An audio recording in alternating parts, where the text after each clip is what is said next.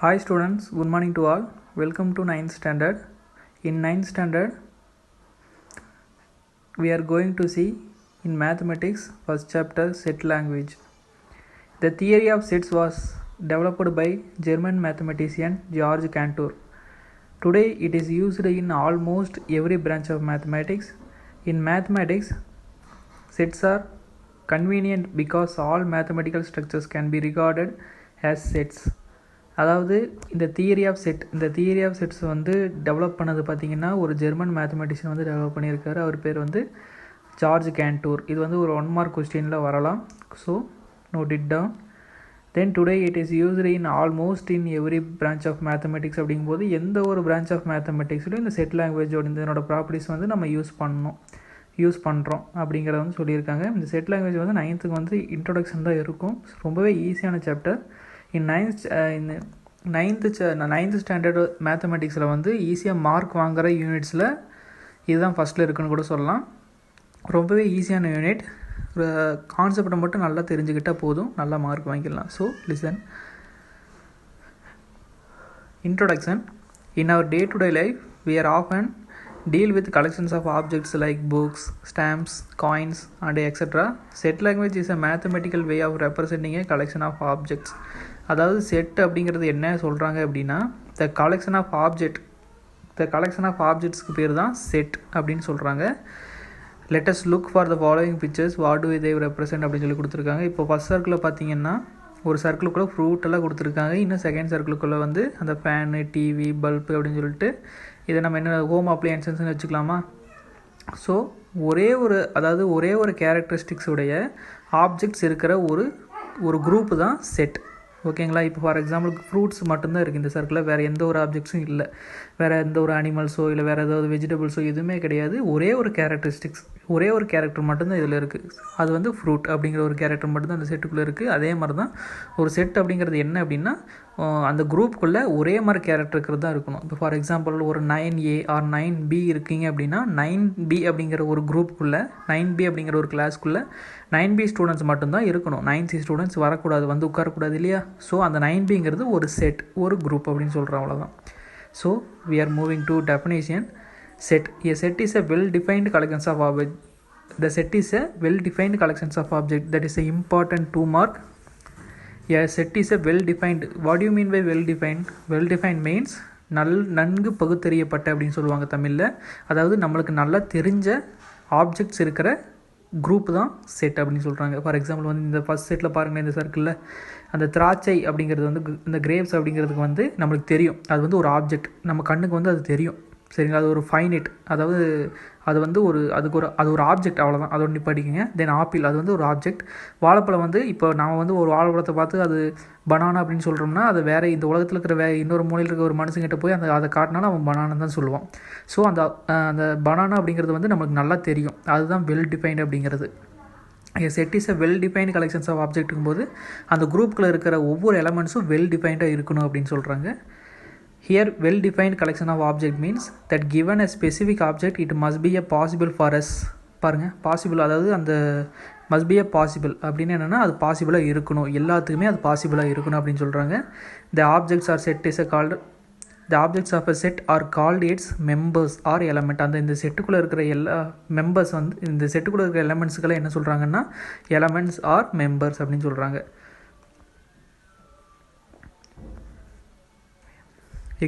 For example, the collection of all books in a district central library. அதாவது ஒரு district central லைப்ரரியில் இருக்கிற எல்லா கலெக்ஷன் ஆஃப் புக்ஸை வந்து ஒரு செட்டுக்கு எக்ஸாம்பிளாக சொல்கிறாங்க. தென் the collection of all colors in a ரெயின்போவில் மொத்தம் எத்தனை கலர்ஸ் இருக்கும் அப்படிங்கிறது நம்மளுக்கு எல்லாமே நல்லாவே தெரியும். ஸோ அந்த ரெயின்போவில் இருக்க கலர்ஸ் எல்லாத்தையுமே ஒரு செட்டாக அவங்க சொல்கிறாங்க. அதுக்கடுத்து the collection of prime numbers வந்து ஒரு கலெக்ஷனாக அவங்க சொல்லியிருக்காங்க. அதாவது ஃபஸ்ட்டு செட் நான் மறுபடியும் சொல்லிக்கிறேன். செட்டுங்கிறது என்ன அப்படின்னா அந்த ஒரு செட்டு எதை நம்ம செட்டுன்னு சொல்லுவோம்னா அது வந்து ஒரு குரூப்பை நம்ம செட்டுன்னு சொல்லுவோம். எந்த குரூப்பை நம்ம செட்டுன்னு சொல்லுவோம் அப்படின்னா அந்த குரூப்புக்குள்ளே இருக்கிற எல்லா எலமெண்ட்ஸுமே வெல் டிஃபைன்டாக இருக்கணும். அப்படி இருந்தால் அந்த குரூப்புக்கு பேர் செட் அப்படின்னு சொல்லுவோம். we see that the adjacent box அப்படின்னு சொல்லி இந்த ஒரு பாக்ஸ் போட்டிருக்காங்க பாருங்கள். statements 1, 2 and 4 are well defined. 1, 2 and 4 are well define கொடுத்துருக்காங்க. ஒன்னுங்கிறது பாருங்கள் கலெக்ஷன் ஆஃப் நேச்சுரல் நம்பர்ஸ்.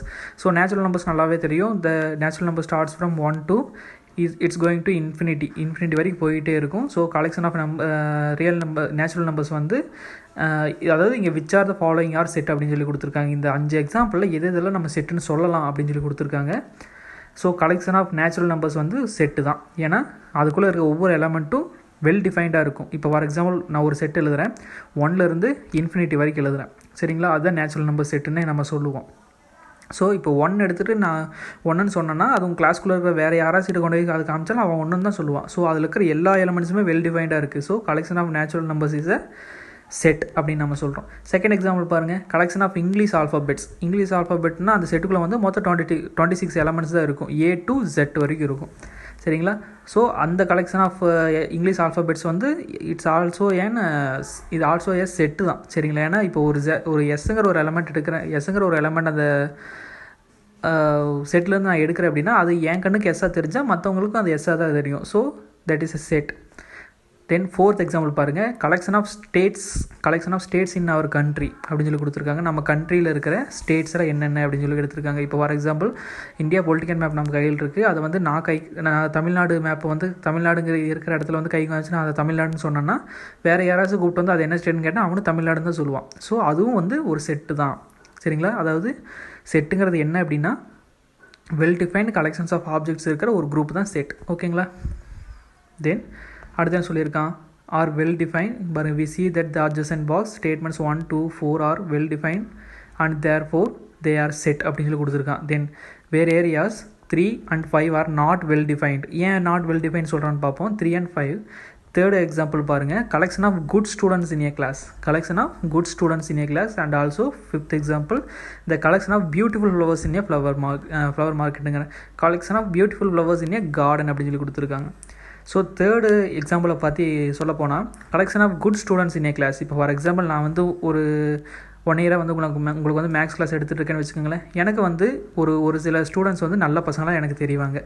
அதே மாதிரி வேறு ஏதாவது டீச்சர் வரும்போது அவங்களே நல்ல பசங்கன்னு சொல்லுவாங்களா அப்படின்னு கேட்டிங்கன்னா கண்டிப்பாக கிடையாது. ஏன்னா நான் வந்து எனக்கு வந்து ஒரு பையன் வந்து உங்கள் கிளாஸில் வந்து ஒரு பையனோ இல்லை வேறு யாராவதோ பார்க்குறதுக்கு நல்லவனாக தெரிவாங்க. ஆனால் மற்றவங்களும் வந்து அவங்கள நல்லவன்னு சொல்லுவாங்கன்னு தெரியாது இல்லையா. ஸோ இந்த collection of good students in a class simple. உங்கள் கிளாஸில் வந்து ஒரு 40 பேர் இருக்கீங்க, நான் வர்றேன். இந்த சரண் சார் நீங்கள் வந்து கிளாஸில் இருக்கிற குட் ஸ்டூடெண்ட்ஸ் மட்டும் எழுதுங்க அப்படின்னு சொல்லிட்டு என்கிட்ட வந்து யாரும் ஆர்டர் பண்ணுறாங்க. நான் வந்து ஒரு 3 பேர் எழுதுகிறேன். வேறு தமிழ் மிஸ்ஸை கூப்பிட்டு வர்றாங்க.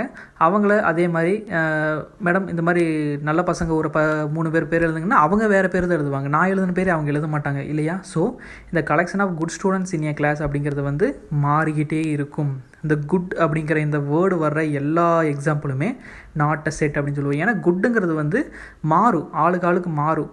புரிஞ்சுதுங்களா. இப்போ ஃபார் எக்ஸாம்பிள் நீங்களே பாருங்கள், உங்கள்கிட்ட வந்து பிடிச்ச கேம் எதுன்னு நான் கேட்குறேன். ஒருத்தன் வந்து கிரிக்கெட்னு சொல்கிறான், ஒருத்தன் வந்து ஃபுட்பால் அப்படின்னு சொல்லுவான். ஸோ எல்லாத்துக்குமே ஒரே மாதிரி பிடிக்காது இல்லைங்களா. அதனால தான் இது வந்து நாட் அ செட். குட்டுன்னு வரது எல்லாமே நாட் அ செட்டு தான். அதே மாதிரி 5th பாருங்கள், collection of beautiful flowers in a garden அப்படின்னு சொல்லி கொடுத்துருக்காங்க. இது ஏன் நாட் அ செட் அப்படின்னு சொல்கிறாங்கன்னா பியூட்டிஃபுல் அப்படிங்கிற ஒரு வேர்டு வந்துருக்கு. ஃபார் எக்ஸாம்பிள் வந்து நான் ஒரு ஃப்ளவர் கார்டனுக்குள்ளே போகிறேன். அந்த கார்டனுக்குள்ளே வந்து ஒரு ஜாஸ்மின் ஃப்ளவரை பார்க்குறதுக்கு வந்து எனக்கு ரொம்ப அழகாக இருக்குது, எனக்கு ரொம்ப பிடிச்சிருக்கு. அதே மாதிரி வர்றவங்க போகிறவங்க எல்லாருமே அந்த ஜாஸ்மின் ஃப்ளவரை பார்த்து ரசிப்பாங்கன்னு சொல்ல முடியாது இல்லையா. அவங்களுக்கு வேறு ரோஸ் பிடிக்கும், அவங்களுக்கு வேறு லில்லி பிடிக்கும். ஸோ அதே மாதிரி இதுவும் கொஞ்சம் இந்த ஸ்டேட்டும் கொஞ்சம் மாறுது இல்லைங்களா. அதனால் வந்து மேன் டு மேன் வந்து மாறும் அது சரிங்களா. அதனால் வந்து இந்த பியூட்டிஃபுல் ஃப்ளவர்ஸ் இன் ஏ கார்டனும் that is not a set. இப்போ செட்டுனா என்ன, நாட் அ செட்னு உங்களுக்கு புரிஞ்சிருக்குன்னு நினைக்கிறேன். செட்டுனா என்ன, அந்த குரூப்பில் இருக்கிற எல்லா எலமெண்ட்ஸுமே வெல் டிஃபைன்டாக இருக்கணும். நாட் அ செட்னா என்ன, அந்த குரூப்பில் இருக்கிற எல்லா எலமெண்ட்டும் வந்து மேன் டு மேன் வேரி ஆகிட்டே இருக்கணும். சிம்பிள். எந்த ஒரு ஸ்டேட்மெண்ட்டெல்லாம் நாட் அ செட் அப்படின்னா இந்த குட், பேட், பியூட்டிஃபுல், அக்லி இது இந்த மாதிரி வேர்ட்ஸ் வர்ற எல்லா சென்டென்ஸும் எல்லா எக்ஸாம்பிளும் நாட் அ செட் அப்படின்னு புரிஞ்சுக்கோங்க.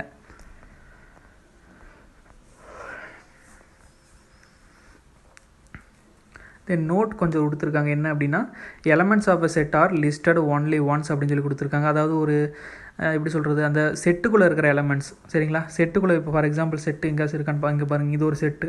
இந்த எக்ஸாம்பிள் ஏங்கிறது கொடுத்துருக்காங்க 2, 3, 5, 7 அப்படிங்கிறது இது ஒரு செட்டுன்னு வச்சுக்கிட்டா இது இப்படி தாங்க இருக்கும் செட்டு. நல்லா பார்த்துக்கோங்க.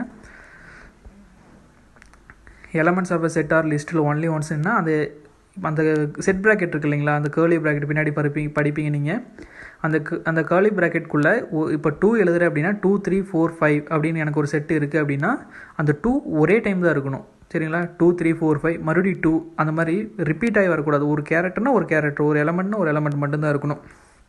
For example red, yellow, green, blue அப்படின்னு ஒரு செட்டு இருந்துச்சுன்னா 4 கலரில் இருக்கிற ஒரு செட்டு இருந்தது அப்படின்னா மறுபடியும் ரெட்டு ரிப்பீட் ஆகக்கூடாது. ஸோ ஒரு எலமெண்ட் வந்து ஒரே இடத்துல தான் ஒரே டைம் தான் ரிப்பீட் ஆகிருக்கணும்.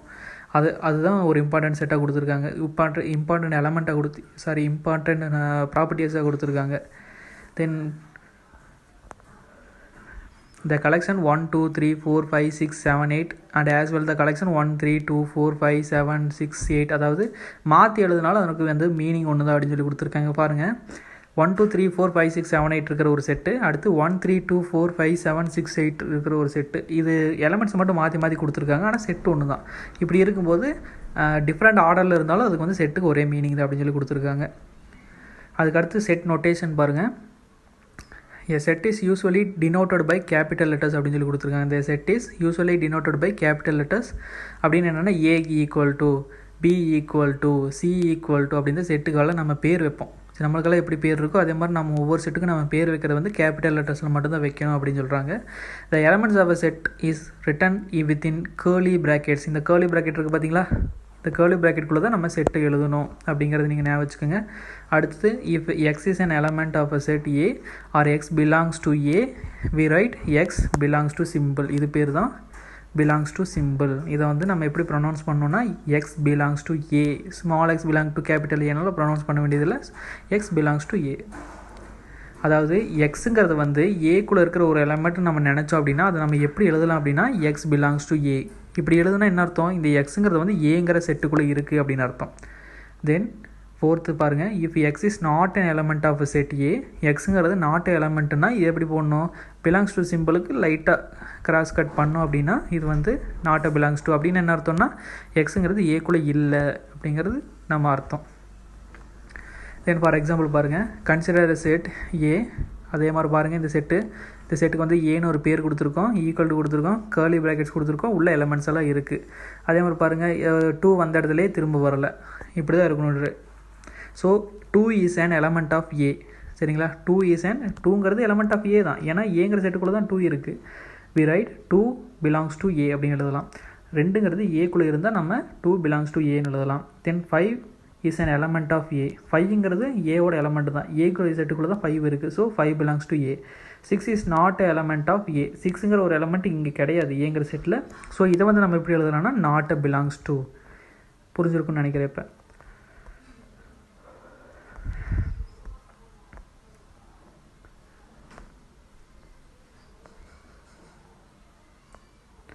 தென் எக்ஸாம்பிள் 1.1 பாருங்கள். Consider a set A. Ashwin, cricket பார்க்குற ஃபேன்ஸாக இருந்தீங்கன்னா இதெல்லாம் உங்களுக்கு தெரிஞ்சிருக்கும். இவங்களாம் Indian cricket players. Ashwin, Murali Vijay, Vijay Shankar, Badrinath. A's equal அப்படின்னு சொல்லி இந்த 4 கேரக்டர்ஸ் இருக்குது, 4 எலமெண்ட்ஸ் இருக்குது. அஸ்வின்ங்கிறது ஒரு எலமெண்ட்டு, முரளி விஜய்ங்கிறது ஒரு எலமெண்ட்டு, விஜய் சங்கருங்கிறது ஒரு எலமெண்ட்டு, பத்ரிநாத்ங்கிறது ஒரு எலமெண்ட்டு. ஸோ ஃபில் இந்த blanks with appropriate symbol belongs to or not belongs to. மறுபடியும் சொல்லிக்கிறேன், இந்த சிம்பிள் பேர் பிலாங்ஸ் டு, செகண்ட் சிம்பிள் பேர் not a belongs to. So பாருங்கள், first subdivision Murali Vijay dash A belongs டுவா நாட் பிலாங்ஸ் டுவான்னு கேட்குறாங்க. முரளி இந்த கேரக்டர் வந்து இந்த செட்டுக்குள்ளே இருந்தால் பிலாங்ஸ் டு, இல்லாட்டி not belongs to. Murali Vijay வந்து இந்த கேரக்டருக்குள்ளே இருக்கா? இருக்குது. ஸோ இது வந்து பிலாங்ஸ் டு, அதுதான் பிலாங்ஸ் டு சிம்பிள் போட்டு எழுதியிருக்காங்க. அடுத்து அஸ்வின் டேஸ் ஏ. அஸ்வின்ங்கிறது ஏக்குள்ளே இருக்கானா இல்லையா? இருக்குது. So belongs to A. Then Badrinath dash A. அப்போ பத்ரிநாத்ங்கிறது உள்ளே இருக்கானா இல்லையா? இருக்கான். So belongs to. Then fourth Ganguly dash A. இப்போ கங்குலிங்கிற செட்டுக்குள்ளே இருக்கா? இல்லை. So not belongs to. Then Tendulkar dash A. டெண்டுல்கருங்கிறது இருக்கானா? இல்லை. So not belongs to.